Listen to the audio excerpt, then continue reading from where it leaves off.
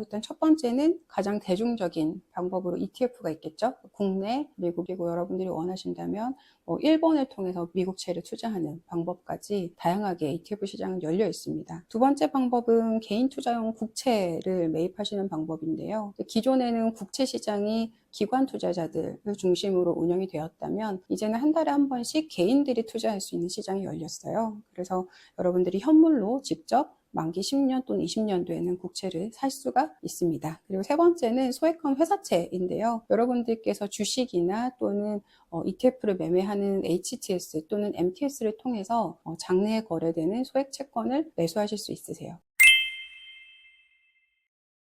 최근에 이제 ETF 시장이나 또는 현물 시장을 통해서도 개인 투자자들의 채권 수요가 많이 늘었습니다. 이제 그러다 보니 한국과 미국의 금리에 대한 전망에 대한 궁금증이 많으신 것 같아요. 제가 생각하기에는 한국과 미국은 금리가 디커플링 될 확률이 높다고 생각합니다. 일반적으로는 미국 시장이 움직이면 한국 시장도 따라 움직이는 게 전형적인 패턴이었어요. 예를 들어 미국이 금리가 상승하면 한국도 상승하고 미국이 하락하면 한국도 하락하는 것이 일반적이었는데요. 이제는 이런 관계가 서서히 멀어질 것 같습니다. 미국이 상승하더라도 우리는 하락하거나 또는 미국이 하락하더라도 우리는 더 크게 하락하는 모습들을 보일 텐데요. 그렇게 생각하는 이유는 일단 첫 번째, 한국과 미국의 기준금리에 대한 기조가 지금 서로 다른 방향으로 갈 것으로 예상이 됩니다. 한국은행의 기준금리 결정이 있었는데요. 25bp 기준금리 기습 인하했습니다. 그 배경들을 살펴보면 한국의 경기에 대한 전망이 많이 어두워졌다라는 것에 대해서 이야기를 많이 하고 있어요. 예를 들면 25년의 성장률, 26년에 대한 성장률 전망치를 모두 다 1.9%, 1.8%로 낮추면서 향후 2년 동안은 2% 이하의 저성장 국면, 특히 성장에 대한 궤도도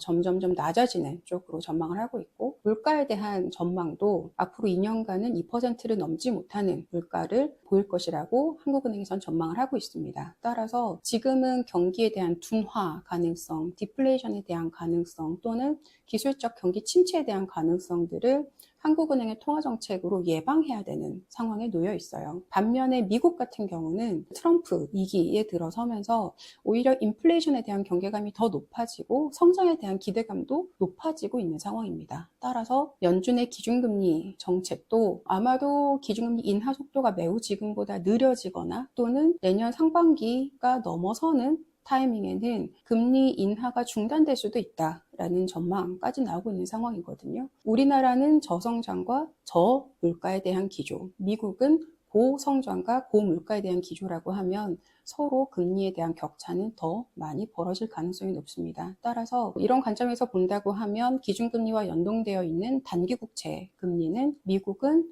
하락하는 폭이 매우 제한될 것 같고요. 한국은 지금보다 더 많이 하락할 여지가 있습니다. 그리고 장기금리 같은 경우에는 성장과 인플레이션에 대한 기대감을 반영하기 때문에 미국은 어쩌면 지금보다 금리가 조금은 높아지거나 아니면 현재 수준이 평균적인 수준이 될 가능성이 높아 보이고요. 한국 같은 경우는 지금보다 더 금리가 하락할 여지가 있어 보입니다. 그래서 한국과 미국이 서로 따로 움직이는 디커플링 상황이 예상됩니다.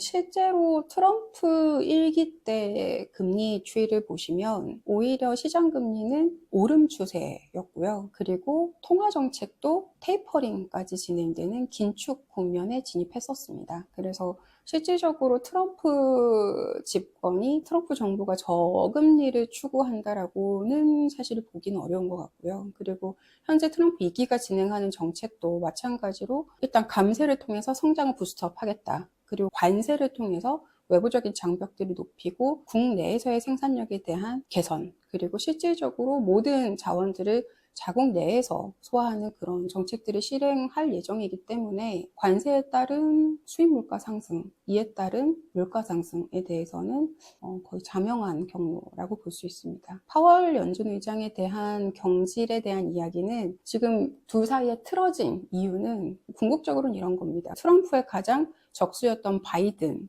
민주당을 지원하기 위해서 미국의 성장률이나 물가에 대한 경로가 기준금리 인하를 급격하게 요구하는 상황이 아니었음에도 50bp의 적극적인 금리 인하를 했다. 그것은 사실상 민주당을 지원한 것이다라는 정치적인 목소리 때문이었다고 저는 생각을 합니다.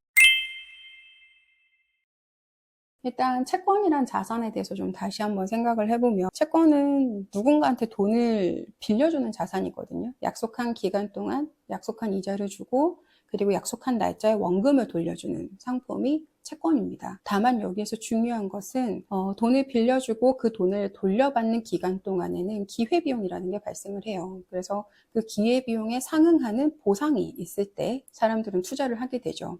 자, 부자들이 채권에 대해서 매수를 많이 하는 이유는 두 가지가 있습니다. 첫 번째는 이자에 대한 기회비용이 보상받을 만하다라는 판단, 그리고 두 번째는 이 투자를 통해서 자본 차익을 실현할 수 있다라는 판단, 이 두 가지에 의한 것인데요. 일단 첫 번째, 이자에 대해서는 부자들이 주로 매입하는 채권들은 만기가 길고 그리고 발행한 기간이 꽤 지나서 과거에 저금리일 때 발행됐던 채권들이 많습니다. 그것은 무슨 말이냐면 이자를 적게 받는 채권에 투자한다는 뜻이에요. 상식적으로 좀 이해가 안 가죠. 우리가 채권에 대해서 투자할 때는 일반적으로 많은 이자를 받을수록 더 좋은 채권으로 인식이 되는데 부자들은 오히려 표면 금리가 더 낮은, 그래서 이자를 적게 받는 채권들을 많이 삽니다. 그 이유는 이자를 통해서 발생되는 세금이, 채권에서 발생되는 세금이 이자의 표면 이율에만 국한되기 때문이에요. 즉 투자자들은 이자를 받지만 그에 대해서 낮은 세금을 띈다는 소리입니다. 그래서 만약에 이 이율이 배당률보다 괜찮다, 상대적으로 기회비용이 낮다라는 판단이 든다면